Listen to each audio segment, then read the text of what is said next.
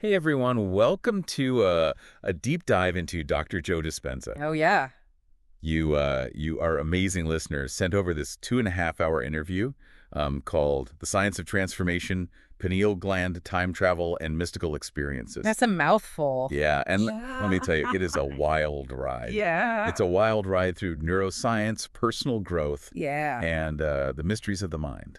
absolutely. And, it's always exciting to kind of unpack his work. Yeah. He constantly challenges our understanding of what's truly possible when it comes to like the mind-body connection. Yeah, and he dives right in. Yeah. He starts with this really powerful idea that our personalities, our thoughts, feelings, actions, all of it, Mm-hmm. they're not just some abstract concept. They actually shape our reality. Yeah. It's like we're running on these subconscious programs Mm. and they determine the output of Yeah, our lives. it's true. And he even brings up dissociative identity disorder as like a really powerful, albeit extreme example. Okay. And so, are you ready for this? Yeah.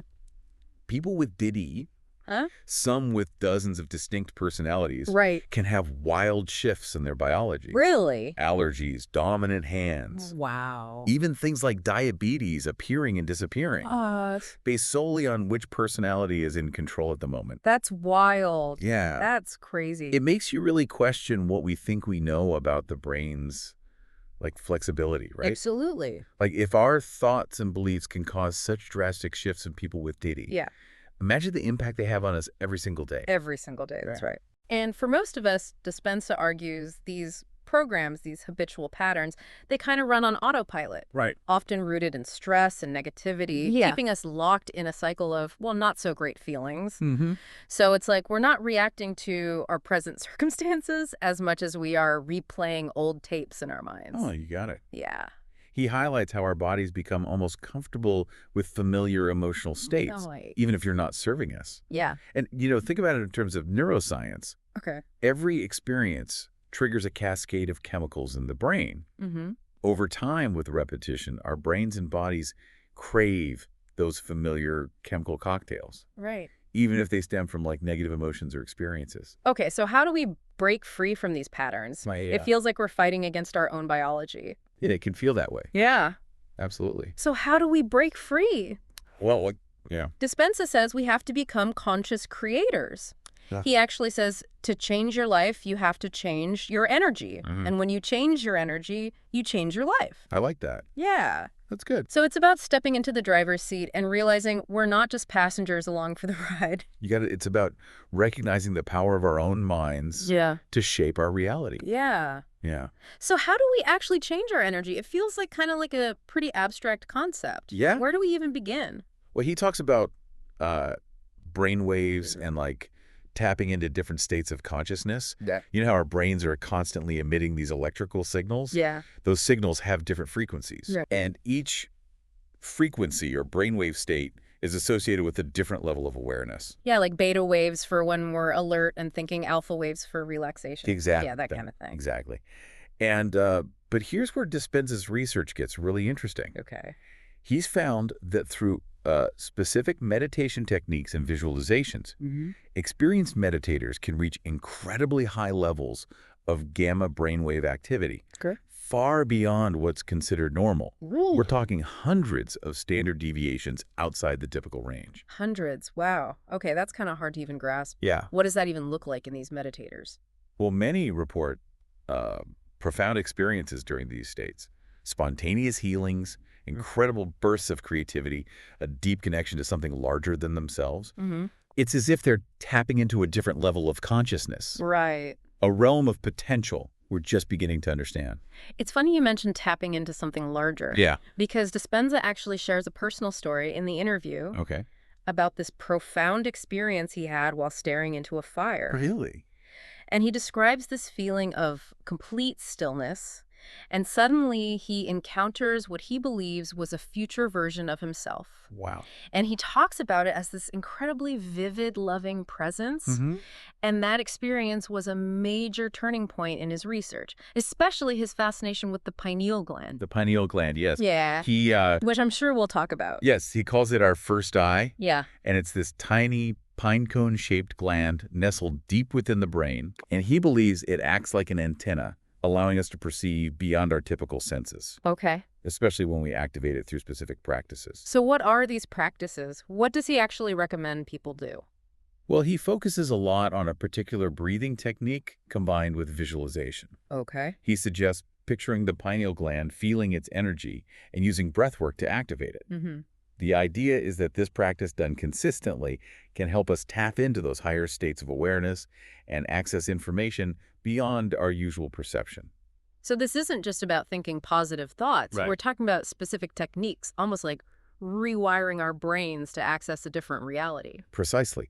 And Dispenza doesn't shy away from the scientific aspects. Yeah. He delves into how the pineal gland produces various neurotransmitters, some of which, like melatonin, are well known. Right. But in these heightened states of consciousness, he believes the pineal gland can also produce other less common neurotransmitters, Okay. like DMT, Okay. which is associated with profound mystical experiences. It sounds intense, Yeah. but you're not saying this is like a quick fix, right? No. It takes real dedication and effort to rewire those neural pathways. It takes a lifestyle change. Yeah, You know, he emphasizes that it's not just a set of steps, it's a lifestyle. Right. It's about cultivating a deep desire for transformation, being willing to explore the unknown, and practicing consistently. Yeah, it makes you wonder, though, like, if we can achieve these incredible things individually, Yeah. what might be possible when we harness that power collectively? That's a good question. And that's where Dispenza introduces this concept of emergence. He suggests that when a group of people come together with focused intention, a kind of collective consciousness, a unified energy can emerge that's greater than the sum of its parts. He did this fascinating experiment with baby chicks. Wait, baby chicks? Yeah. How does that even work? Okay, so they programmed this robot to move randomly. Mm-hmm. Like, imagine a really high-tech coin flip. Okay. Then they introduced baby chicks who had imprinted on the robot, believing it was their mother. Okay. And here's the wild part. The chicks' focused attention and love seemed to influence the robot's movements. Oh, seriously? How Is that even possible? That's the million-dollar question, Yeah. right? Yeah. But the data suggested that the robot's movements became significantly less random and more directed toward the chicks. It's like their collective intention, their combined energy somehow influenced the outcome. That's incredible. But does this apply to humans as well?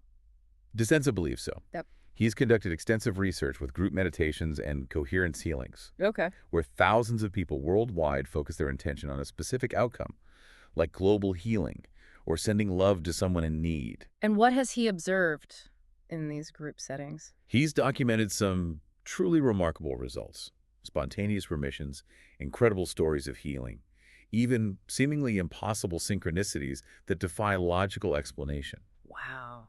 He believed these results point to the power of collective consciousness, to the idea that our thoughts and emotions, especially when amplified in a group, have a tangible impact on reality. Okay, now my mind is officially blown. This is No. heavy stuff. There's- So where do we even begin? Like, where do we begin to apply this to, like, our own lives? This idea of collective consciousness shaping reality with our thoughts. Yeah. It's a lot to process. That's the beauty of his work, though. Yeah. You don't have to become a monk meditating in a cave to experience it. Right. You know, he provides really practical steps we can all take. Like what? Give us the actionable takeaways. Okay. What's the first step for someone listening who's thinking, okay, I'm intrigued, but where do I start?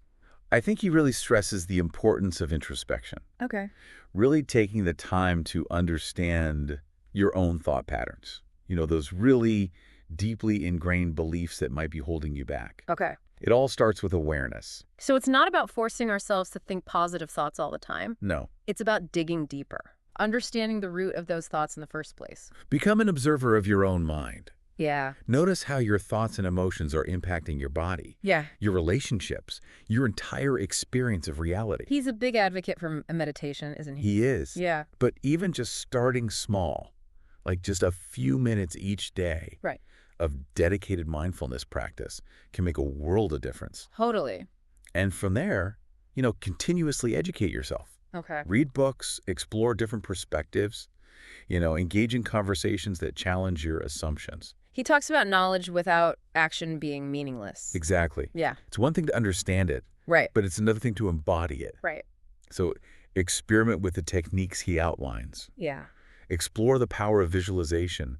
Experiment with your energy. Don't be afraid to push beyond your comfort zone. Right. That's often where the most significant growth happens. That's a great point. Sometimes it feels like we're clinging to what's familiar, even if it's not serving us, Right. simply because it's comfortable. It's the known. Yeah. It's the predictable. Totally. And that's where the real magic happens. Yeah. When we choose to become conscious creators, to step into the unknown and unlock the limitless potential that Dispenza really believes resides within each and every one of us. It's a powerful message of empowerment, that's for sure. It really is. Yeah. It's about recognizing that we're not defined by our past or limited by our current circumstances. Right. We have the power to change our energy, to rewrite our internal programming, and to create a life that's in alignment with our truest desires and our highest potential. That's a really inspiring message to end on. Yeah. So to our listener who has now been on this incredible journey with us through Dr. Dispenza's work,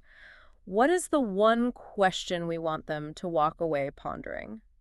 What aspects of yourself, Yeah. maybe those old patterns, those limiting beliefs, are you ready to let go of to make space for a greater version of yourself to emerge? What a powerful question. Yeah. So to everyone listening, take that question with you today. Sit with it. Yeah. Explore it and see what unfolds. I love that. And if you want to dive deeper into Dr. Dispenza's work, we've got links to his website, books, and documentary in the show notes. Awesome. Until next time, keep exploring, keep questioning, and keep unlocking those infinite possibilities within yourselves.